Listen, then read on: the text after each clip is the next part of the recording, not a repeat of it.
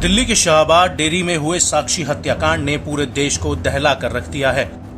इस घटना का जो सीसीटीवी वीडियो सामने आया था उसे देखकर कोई भी ये अंदाजा नहीं लगा सकता कि 20 साल का साहिल आखिर कैसे 16 साल की नाबालिग साक्षी पर हैवानों की तरह हमला कर सकता है। और अब इस सब के बीच एक और बड़ा खुलासा हुआ है, जिससे इस पूरी घटना में एक नया ट्विस्ट आ गया है। दरअसल साहिल ने पुलिस पूछताछ में बताया है कि पहले उसे झबरू और साक्षी ने धमकाया था। इसके बाद उसने साक्षी का मर्डर किया। आपको बता दें कि झबरू वही युवक है जिसने साक्षी को घटना स्थल से उठाकर एम्बुलेंस में डाला था। और अब इस पूरे मामले में झबरू के किरदार की एंट्री हुई है। ऐसे में सवाल उठता है कि आखिर झबरू, साक्षी और साहिल का क्या कनेक्शन है। तो आपको बता दें कि जिस इलाके में साक्षी रहती है, झबरू उस इलाके का एक दबंग युवक माना जाता है।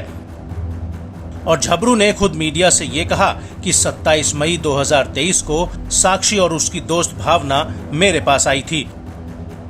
उसने कहा था कि साहिल नाम का लड़का उसे परेशान कर रहा है।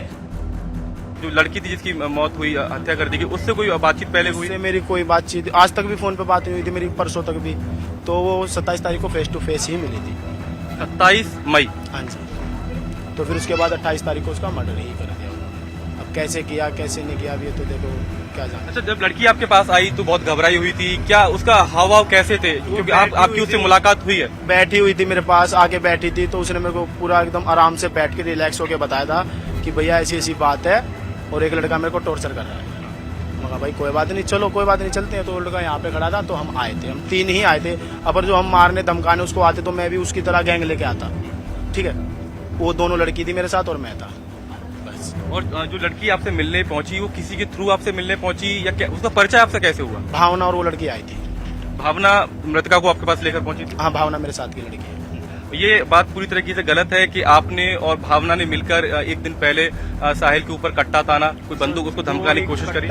कट्टा बंदूक होती तो सर ये बताओ ना, मैं यहाँ होता क्या?